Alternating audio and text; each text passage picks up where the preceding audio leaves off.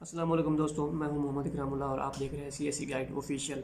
आज हम दो टॉपिक्स पे बात करेंगे। तो जिसके बारे में दोस्त हमें कहते रहते हैं कि इसके इसके बारे में बताएं, तो उस पे मैं बात करता हूं। उसी पे आपको डिटेल बताता हूं। अगर आपको कोई भी मसला है, किसी भी किस्म की कन्फ्यूजन है, तो आप कमेंट करें, मैं उस पर ज़रूर आपको बताऊंगा। सब सब कुछ आपको वीडियो में बताऊंगा, ठीक है? क्योंकि इस तरीके से ना दूसरों की इस्लाह हो जाती है कि यार मैं अब अकेला वहाँ पे रिप्लाई कर दूँ तो क्या पता कोई और दूसरे हों, उनको फ़ायदा हो जाए वीडियो से। वो कमेंट वगैरह ना देखते हों, तो मैं तो कमेंट देखता रहता हूँ, ठीक है? तो सबसे पहले है कि दोस्त पूछ एक हाँ, एक और दोस्त ने भी कमेंट किया हुआ था कि वो एक्सेप्टेंस और विदाउट एक्सेप्टेंस के बारे में वीडियो बना दे। मैं उस पर ज़रूर वीडियो बनाऊंगा, एक डिटेल में, अच्छी खासी डिटेल में मैं आपको सब कुछ उसमें बताऊंगा, क्योंकि उसकी अभी ज़रूरत नहीं है उस वीडियो की। बनाऊंगा सही एक दो दिन में, ठीक है? तो लाजमी बनाऊंगा इंशाल्लाह। पहले इस चीज़ की ज़्यादा, क्योंकि आजकल इसकी रिक्वायरमेंट्स है।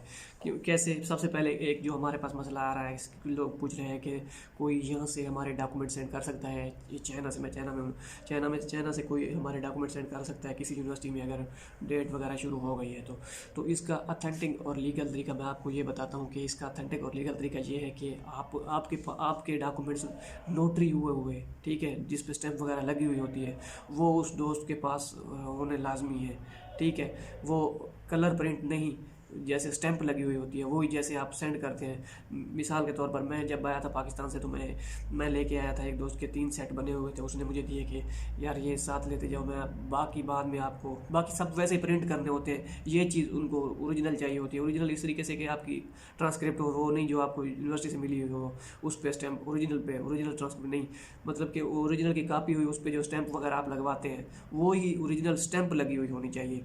तो ये है लीगल तरीका इसका। मैं आपको अपना एक्सपीरियंस बताऊँ लास्ट ईयर का, तो मैंने एक यूनिवर्सिटी में डॉक्यूमेंट सेंड किए थे भाई के। तो उनको एक ज़रूरत थी किसी चीज़ की, तो हमने जब भेज दिए, उन्होंने कहा कि ये नहीं चाहिए हमें, कोई और डॉक्यूमेंट चाहिए। इस तरीके से था, कोई प्रोविजनल का था, ठीक है? तो हमने कहा कि अब एक बार उस यूनिवर्सिटी को डॉक्यूमेंट सेंड कर दिए थे वहाँ से पाकिस्तान से, दूसरी बार अब इतने पैसे कौन लगाए। हमने एक दोस्त को कहा जो चाइना में था, उससे कहा कि यार आप कलर प्रिंट करवा के वहाँ पे भेज दो उसे। तो कलर प्रिंट जब हमने उस उनको भेजा, तो उन्होंने कहा कि ये कोई फेक वगैरह लग रहा है, हम इसको नहीं मानते, हम आप हमें ओरिजिनल सेंड करें। तो मैं अपने अपने एक्सपीरियंस से आपको बता रहा हूँ, बाकी आगे जैसा आपकी मर्ज़ी, ठीक है?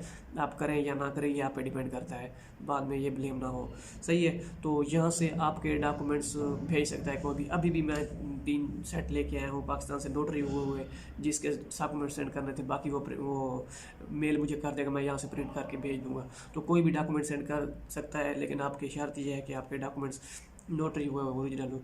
तो आपको एक आसान तरीका ये बता देता हूँ। अगर कोई आपका दोस्त है, तो उसको आप तस्वीरें, अगर तस्वीरें यहाँ पे महंगी बनती हैं, सीधी सी बात है, ठीक है? आप अपनी 3-4 तस्वीरें एक इन्वेलप में और अपने नोटरी हुए डॉक्यूमेंट्स पाकिस्तान पोस्ट ऑफिस के ज़रिए आपको 450 लगेगा।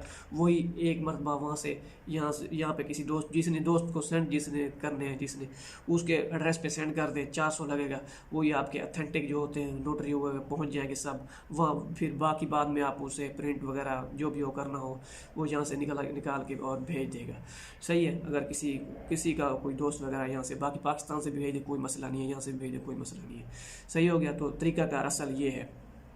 उसके बाद दूसरे नंबर पे कि एक्सेप्टेंस लेटर कितने जो होने काफ़ी हैं एक यूनिवर्सिटी में अप्लाई करने के लिए। एक यूनिवर्सिटी में नहीं, सॉरी, टोटल कितने एक्सेप्टेंस लेटर होना काफ़ी हैं हमारे पास। तो मैं आपको जो बताता हूँ, आपके पास 5 या 6 हूँ, इससे ज़्यादा ना हूँ। क्यों? इससे ज़्यादा क्यों ना हूँ? आप लेके देखें एक्सेप्टेंस, ठीक है, आप आखिर में कंफ्यूज हो जाएंगे। आपके पास अगर ज़्यादा है इससे, तो आप कंफ्यूज हो जाएंगे कि हम किस यूनिवर्सिटी में अप्लाई करें। आप ये तजर्बा करके देख लें। 5 या 6 मैं किस लिए कह रहा हूँ? इसलिए कह रहा हूँ कि बाज़ औक़ात यूनिवर्सिटी जो है ना, सीएसई ऑफ़र नहीं करती। सीएसई वो कहती है कि हमारे पास इस साल थी, अगले साल के लिए नहीं है। तो एक तो ये हो गया, ठीक है? दूसरा प्रोफेसर के पास बाद में रिक्वायरमेंट्स ख़त्म हो जाती हैं कि आपके पास, मिसाल के तौर पर 2019 में एक प्रोफेसर के पास जगह थी कि आपने रखना है, 2020 में जाते ही उसे मेल आ जाती है यूनिवर्सिटी की तरफ से कि आप इस साल कोई फॉरेन स्टूडेंट नहीं रख सकते। तो इसलिए मैं कह रहा हूँ 5 या 6, इससे ज़्यादा ना हो। तो बाकी वैसे तो 3 यूनिवर्सिटी में अप्लाई करना है, वो फिर आप उनमें से डिसाइड करें कि आप में से आप इनमें से किस में जो है ना अप्लाई करना चाहते हैं। तो ये प्रॉब्लम्स थी आज की।